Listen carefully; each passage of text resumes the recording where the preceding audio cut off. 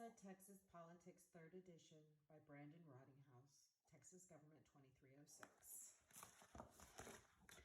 Chapter 6, Part 1. In 1989, Governor Bill Clements called a special session of the Texas legislature on workers' compensation. At issue was legislation that would force workers to negotiate with employers prior to accessing their right to jury trial. This change to workers' compensation would limit the number of cases that went to a jury and save business interests millions of dollars each year. The legislature was deadlocked. Early in the session, Lonnie Bo Pilgrim, a big Republican donor and the founder of the chairman of the Pilgrim's Pride Corporation based in Pittsburgh, Texas, roamed the floor of the Texas Senate. His chicken empire was the largest poultry processing firm in the nation at the time, and he had a keen interest in the outcome of legislation. Worker claims had cost his business millions of dollars annually. Pilgrim sidled up to several legislators, handing out $10,000 checks to bluntly explaining, "We need some help." Pilgrim let the payee's name blank on checks. He gave to 9 members in the 2 days before the state Senate vote on the workers' compensation bill. Several legislators quickly returned the checks, but one accepted because Pilgrim was a longtime friend.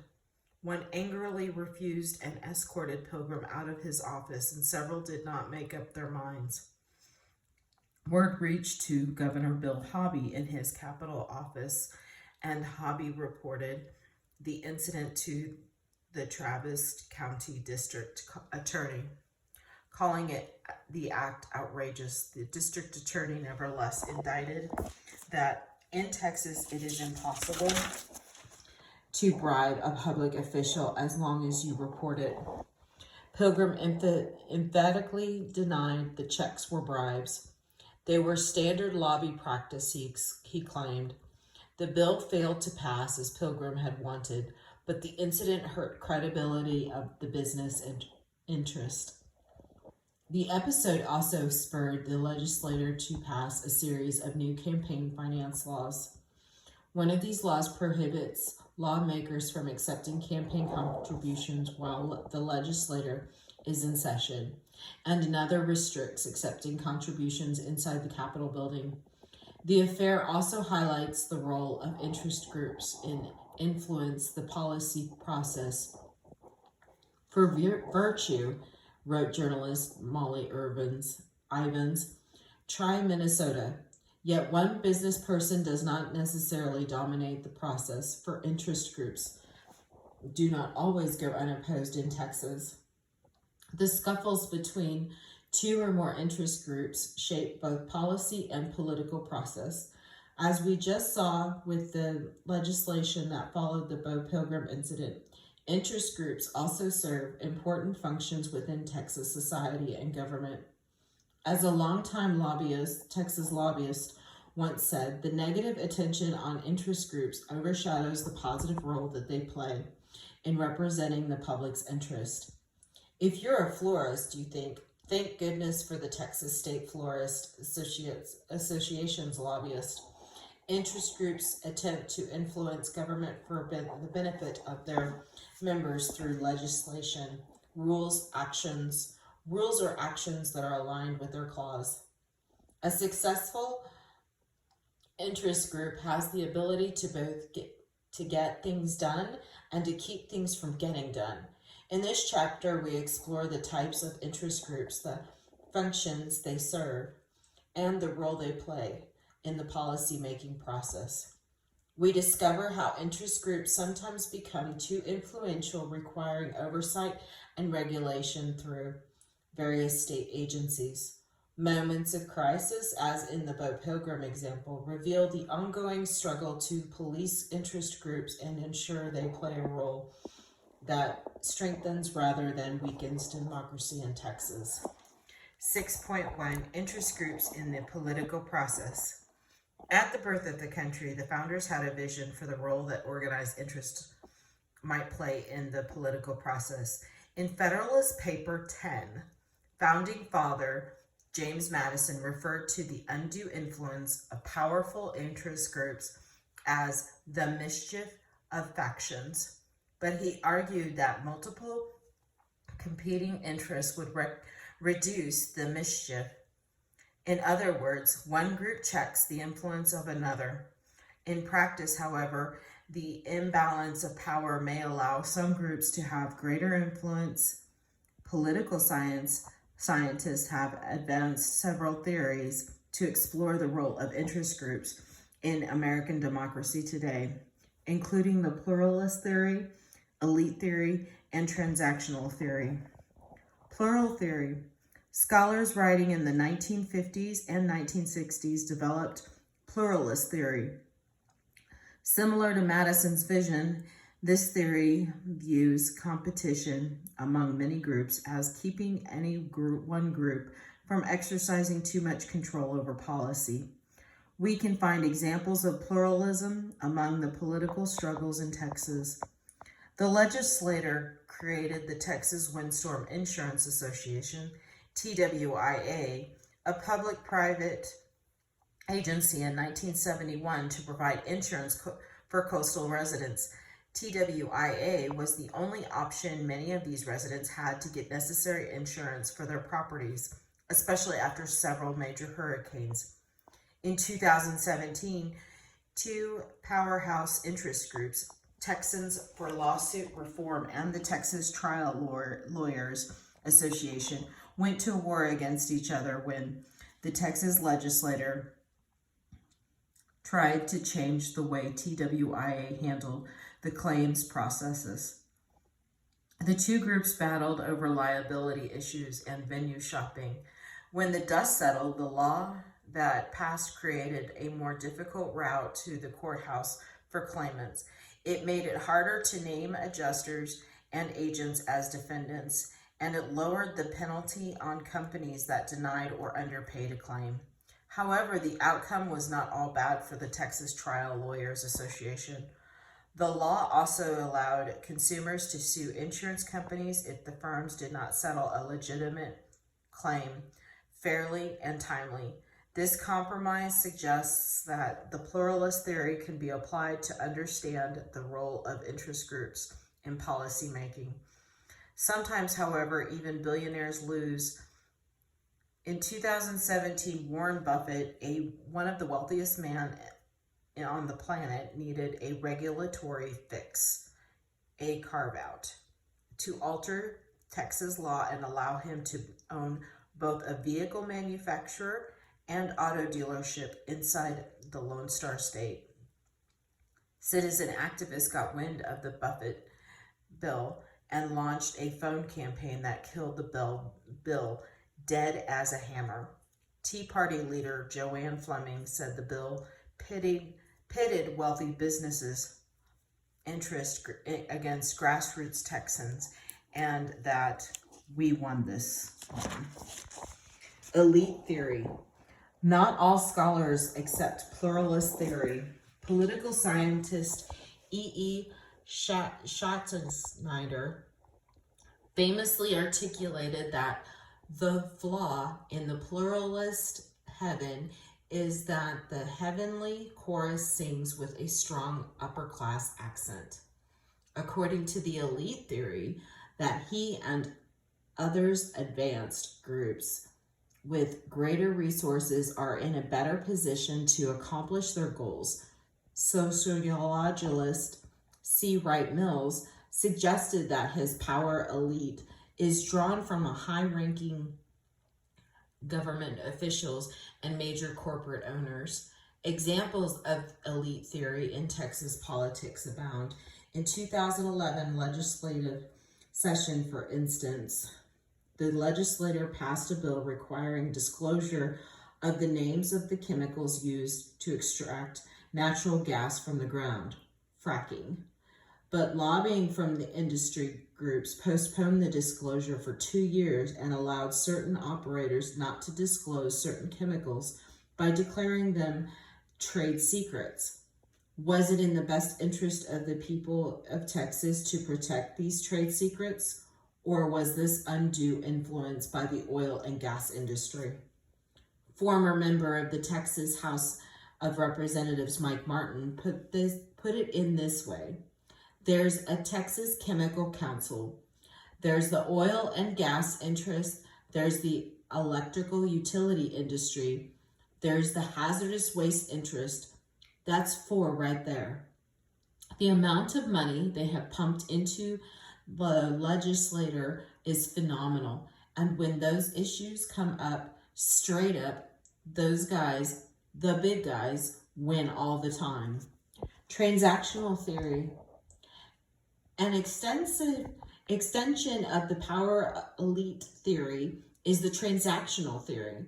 This theory proposes that public policy is bought and sold like a commodity to the highest bidder.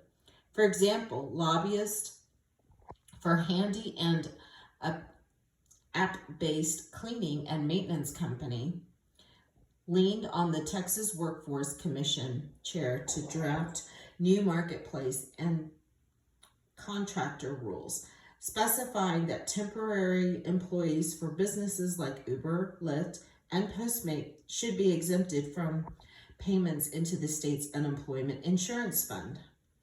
Of the 9 rules, the agency proposed to label employees independent contractors.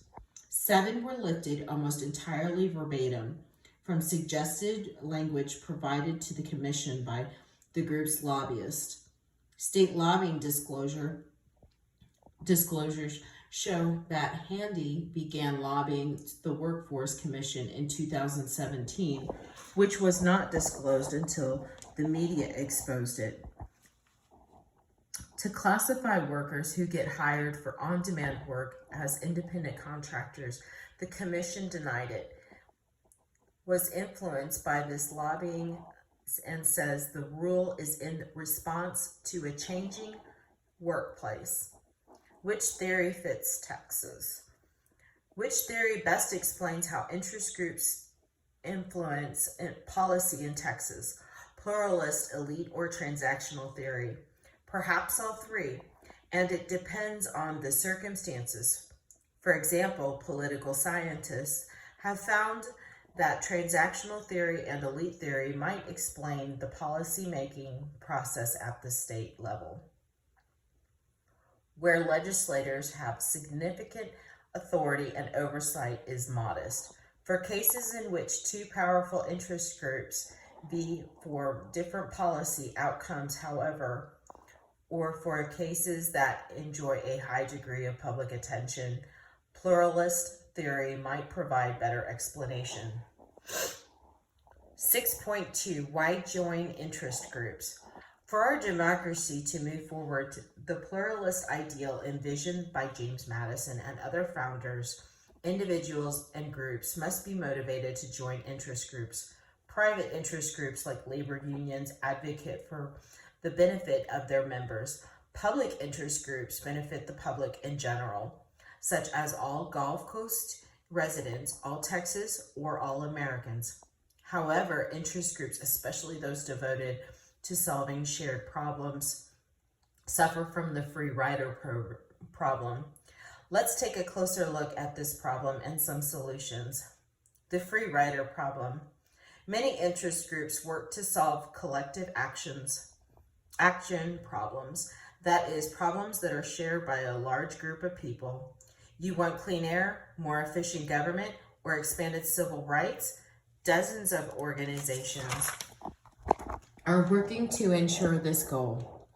But why should you join if they'll do the work without your help?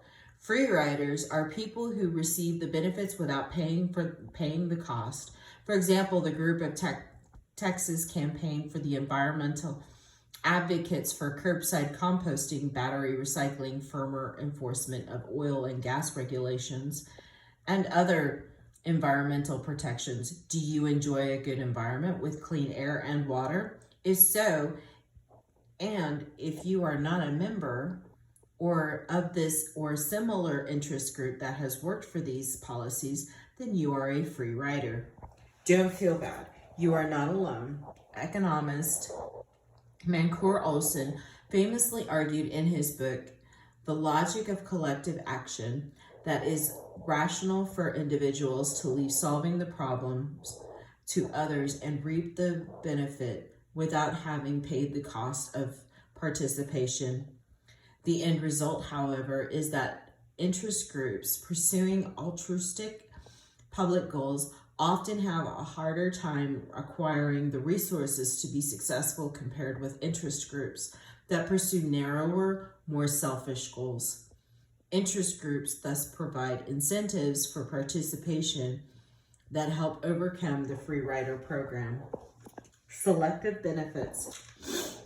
One way to solve the free rider program problem is by providing selective benefits or incentives to people who organize for a collective good. These benefits can be material, solidary, or purposive. Material benefits are tangible rewards, generally monetary, such as wages, fringe benefits, or patronage. For example, the Texas Public Employees Association is a nonpartisan organization that advocates for higher wages and better health and retirement benefits for state employees. Members also receive discounted tickets to Texas Rangers games and Six Flags Over Texas amusement parks. Solidary benefits are intangible rewards from joining a group, such as social status or social interactions with like-minded people. Do you live in a big city and sometimes feel like you are stuck in a giant concrete jungle? The Dallas Downriver Club or the Adventure Club of San Antonio gives you the opportunity to enjoy outdoor activities and to socialize with people with similar interests. Often Texans join an interest group to serve a cause. Groups like Texas Right to Life or Planned Parenthood Texas opposing views of abortion, but both advance the cause their members care about. The satisfaction that members feel when working with a group to realize their political values is called a purposeful benefit. 6.3 Types of interest groups. Are you a member of an interest group? You might be and not even realize it. If you are part of a business group, trade association, professional organization, or labor union, you are a member of an economic interest group. You might also be a member of a non-economic group, such as a public interest group like the Sierra Club, or a single issue group like the San Antonio Humane Society. Let's take a closer look at some of your options. Business groups. If you are a small business owner, you might be a member of the Chamber of Commerce. Individual businesses and organizations representing many businesses often advocate on behalf of their own interests and sometimes battle each other. For example, ahead of the last 3 legislative sessions, Tesla Motors, a maker of electric cars, unleashed a powerful group of lobbyists in Texas. Their goal: to persuade lawmakers to allow Tesla to bypass auto dealerships and sell electric cars to Texas directly to the public. Unlike other automakers, Tesla sells its cars directly to consumers, but is prohibited from doing so in Texas. A dealership can make between $400 and several $1,000 per car sold. However, an auto dealership in Texas are organized into an interest group. In fact, the Texas Automobile Dealers Association has gained serious political influence over decades, and deep-pocketed car franchise owners are also often big campaign contributors. So despite spending almost $1.2 million in 5 years, Tesla failed. Governor Greg Abbott shut the garage door on Tesla, insisting that the state would not carve out a loophole to allow Tesla to sell cars directly to the public. Political scientists have found that business lobbies prevail mainly on issues that are important only to a single company or industry, because these usually attract little media coverage because they may consist of a small regulatory change. These victories can often be hidden from public view or ignored. Yet these changes may supply a significant financial benefit to industry groups, trade associations, and professional organizations. You might also be a member of an interest group because of the job you have. Trade associations serve in the interest of an industry such as farmers, locksmiths, or realtors. Professional organizations are groups that represent a specific occupation. For example, among the most powerful groups in the state are the Texas Trial Lawyers Association, the Texas Medical Association, the Texas Association of Realtors, and the Texas State Teachers Association. These groups represent tens of thousands of industry professionals and millions of dollars in political contributions. Considering their strength, trade associations are frequently successful in the legislature. Labor unions. Organized labor first entered Texas politics in the early 1900s as the oil and manufacturing boom drew new workers into the state. After World War II, organized labor emerged as powerhouse backing, winning candidates in several Democratic primary races, including Senator Ralph Yarborough, successful races for the U.S. Senate in the 1950s and 1960s, and endorsed by labor unions, meant not only funding but also boots on the ground to walk neighborhoods and get out to the vote. Organized labor's position has declined in the last few decades. Texas is joined a union. In other states, all employees in certain professions like electricians and construction workers are required to join unions when they get the job. Due to outsourcing, downsizing, and contracting out, union membership has tapered off. Fewer than 5% of workers in Texas are unionized today. See figure 6.1. Skilled labor is more organized than less skilled labor. Why? Skilled labor, like electricians, organized by the International Brotherhood of Electrical Workers, has a well-defined constituency and specific interest on a range of policy issues. Groups dedicated to lower wage workers, such as janitors, cleaners, or fast food workers, are not often organized by occupation. Identity groups. Identity groups represent the interest of specific groups based on such aspects as race, ethnicity, religion, age, sexual orientation, gender, or income. These identity groups form in part because they have been ill-served by the two major political parties or because they feel underrepresented by the electoral system. The National Council of La Raza, the Texas National Association for the Advancement of Colored People, the NAACP, the Bangladesh Association of North Texas, and other identity groups make up a small share of the total number of organized interest groups, but they can be influential in state politics. The most pronounced success of these organizations comes up in following up on the victories of social movement through lobbying, litigation, or government monitoring. Building on the fight for bilingual education during the civil rights movements of the 1960s and 1970s, for example, Latino groups challenging the no Spanish in public schools rule successfully advocated for legislation at the federal and state levels to improve education among native Spanish speakers. Student groups, the Mexican American Legal Defense Fund, and the League of United Latin American Citizens continue to pursue their agendas in the courts today. Public interest groups.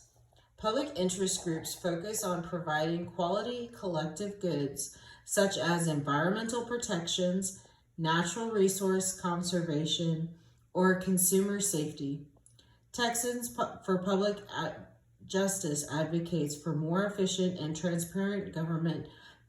The group monitors and reports on campaign financing and has filed more than 24 actions with the 2 ethics commissions since the group's formation in 1997. Their complaints have led in the indictments against former U.S. House Majority Leader Tom DeLay, Governor Rick Perry, and Attorney General Ken Paxton. Single issue groups. Are you a member of the National Rifle Association or an animal rights group? Single issue groups like these are interest groups dedicated to one specific issue, often ideological. The issue of abortion, for example, remains a continuous political issue. 2 single issues groups on each side of the issue in Texas regularly go to battle. Pro-choice Texas fights for policies that guarantee reproductive rights, as well as short and long-term contractive methods, whereas Texas Alliance for Life advocates for the rights of the unborn and the protection of the life from the moment of conception until natural death. The groups clashed in the 2019 legislation session over a bill would impose criminal penalties on doctors who fail to treat babies born alive after failed abortion attempts. This is a rare and unnecessary, according to pro-choice groups, but it is a line in the sand for pro-life groups. The governor signed the measure into law. Government issues. Interest. Local, state, or even national governments often seek the assistance of other governments to advocate their goals. State government attempts to influence the federal government. Political scientist Kay Schlossman argues that because the national government often ties financial support to regulations, state and local governments have an incentive to organize to express their collective interest. Texas has acted both alone and together with the other states to persuade the U.S. Congress to enact policies such as expanding transportation funding or easing regulations on carbon emissions. Local government also tries to influence the state government. The city of Houston, for example, lobbied state officials to reform the city's pension obligations, which the state, not city, controls. 6.4. What interest groups do. Interest groups have a range of resources and strategies available to them. Political scientist Amati Etzioni calls interest groups that represent a broad base of individuals and address a wide range of issues, constituencies, representing organizations. Their size alone can make these organizations powerful players on the policy-making scene. Other interest groups are small but have access to significant funding. However, interest groups access many resources, membership funding, leadership skills to pursue a menu of tactics to achieve their goals. Political scientists Frank Baumgardner and Brian Jones argue that interest groups engage in venue shopping, looking for opportunities and tactics that will be most persuasive. In this section, we examine many of these tactics. Education. Ever pick up a voter information pamphlet at a laundromat or a coffee shop? You might have noticed a logo with the words, "The League of Women Voters of Texas." The League provides details about current elections, researchers, issues important to Texans, and lets you know where candidates stand on issues. Without endorsing a party or a candidate, interest groups can often reach out and educate their members or the public at large. They also develop policy and research expertise that make them useful partners in understanding specific issues. Citizen campaigns. When Republican Governor Greg Abbott issued orders requiring Texans to stay at home amidst the outbreak of COVID-19, dozens of people took to the streets of Austin. Some with red Trump hats, but few with masks, to protest what they called an overreaction of fear and an overreach of government power. Interest groups like the You Can't Close America rally often used people power to get their message across. Grassroots lobbying involves getting members of the general public who are interested in an issue to contact elected officials in order to persuade them on an issue. On most any day you visit the Texas Capitol, you will see an individual or groups outside protesting a government decision or proclaiming their position on a range of issues. Group members may also call, email, or meet with members of the legislature.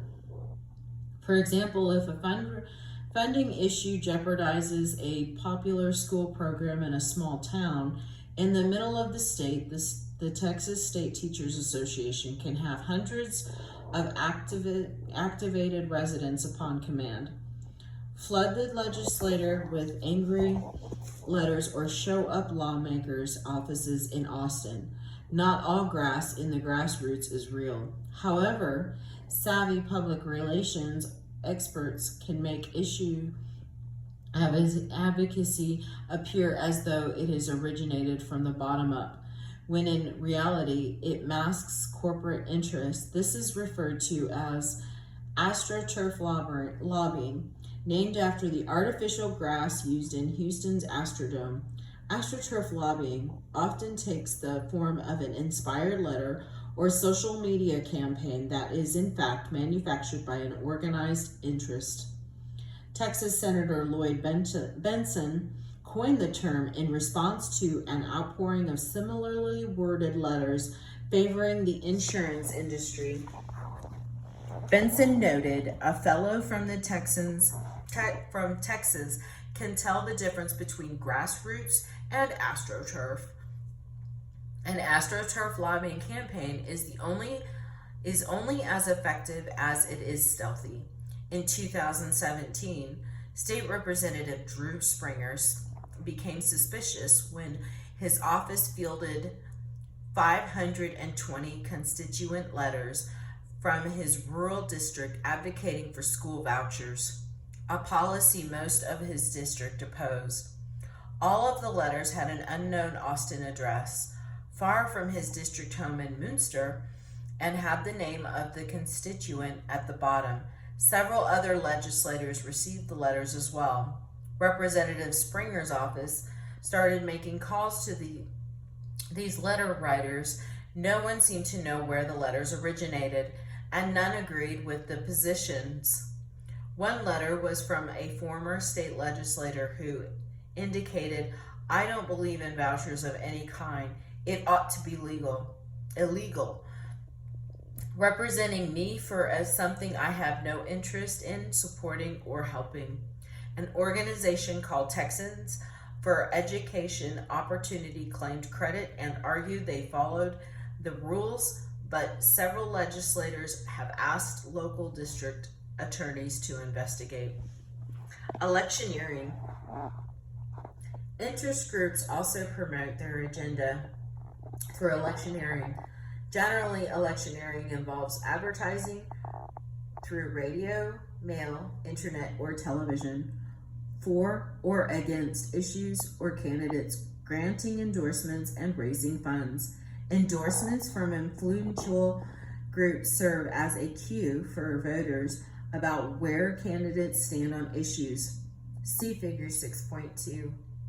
Interest groups can often donate to a politician's campaign by hosting a fundraiser, bundling contributions from several individuals, or buying a table at an event where ticket purchases are funneled into candidate fundraising accounts. Interest groups contribute funds by setting up political action committees or PACs. Interest groups also vet candidates to determine whether they support or oppose the issue of the group. As one veteran lobbyist representing the powerful wholesale beer distributors of Texas explained, when someone becomes a candidate, the question of the lobbyist asks is, does he drink on an occasional beer, or is he a high tenure in the Baptist church choir who denounces demon rum every Sunday? Frequently, however, interest groups give funds to candidates from both parties to hedge their bets, particularly in close electoral races. Most scholars find mixed results with respect to spending by interest groups in campaigns, but the census is that the electioneering can lead to positive outcomes under certain conditions. Campaign donations facilitate access for lobbyists to legislators.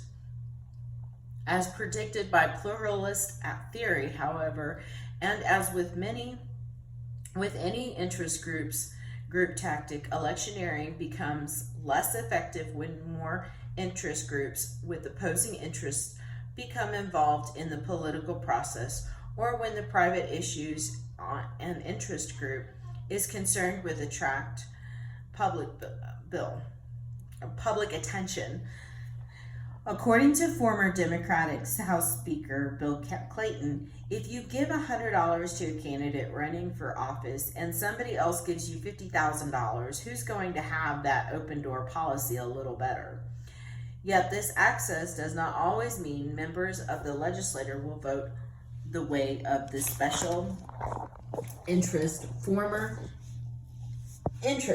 Former Democratic Texas House Representative Robert Early noted that a lobbyist for a Texas Chemical Council helped me when I first got elected, and later sent a message that I wasn't doing very well for him once I was in office, and I sent a message back that I couldn't care less. I found that to be kind of bold and brazen. I was going to do what I wanted. Lobbying for the courts and the legislature and the executive branch. Interest groups directly lobby all three branches of government, including the courts, which are also part of the policy-making process. Interest groups may file lawsuits or briefs to challenge policies that impact their members. The Institute for Justice, joined by 3 Texas craft brewers, claimed that the Texas Alcoholic Beverage Commission was stifling the Texas craft beer renaissance. They filed a suit against the commission for prohibiting brewers from charging beer distributors a fee for the right to sell their beer. The beer industry won the case in 2016 when a judge struck down the law. Interest groups also file amicus curiae briefs, literally friend of the court briefs, when they have relevant opinions or information pertinent to a case that affects their interest, even if they are not directly part of the case. In 2018, for example, the Supreme Court of Texas met to consider whether or not the city of Laredo could ban single-use plastic bags. Several organizations filed briefs in favor and against the restriction. The conservative economic-focused Texas Public Policy Foundation argued that state law cannot prohibit retailers from providing such bags. The Turtle Island Restoration Network supported the city due to the environmental hazards the bags that pose on the native sea turtles. The court found that the bag ban conflicted with state law and struck it down. Interest groups can also hire lobbyists to communicate directly with the Texas state legislature or the executive branch to influence policy. We discuss this strategy in depth in the next section. 6.5, Lobbying the Third House. When Andrew Jackson, the People's President, first took office, Americans who were not allowed in the U.S. House or Senate chamber poured into the lobby of the White House to ply the president with their request. Hence, the term lobbying. Lobbying is persuasive in Texas. During a single legislative session alone, 1.8 million pieces of unique communication flow into the Capitol, enough to fill more than 22 Dallas Cowboy football stadiums. Lobbyists in Texas are often called the third house, the other two being the state and the state Senate. In the lobbying doesn't stop in the state's capital. When Texas A&M played Prairie View A&M, Governor Abbott, Representatives Dennis Bonham, and State Senator Juan Choi Hinojosa were invited to witness to the Aggies' spectacular 67-0 win. Institutions of higher education host alumni, legislators, and community leaders. We're proud to have them, according to Texas A&M Chancellor John Sharp, himself a former legislator. These suits showcased autographed helmets, socializing with donors and decision makers, and a buffet-style catering, including a 12th man dip made with jalapeno bacon. Individual lobbyists or organizations that employed lobbyists, law firms, or other interest groups must file reports specifying the type of lobbying in which they engage in 2019. More lobbyists worked on behalf of the economic interest than on social policy making. Now we now look at what they do and how they work with the government to influence policies. This is the end of part 1.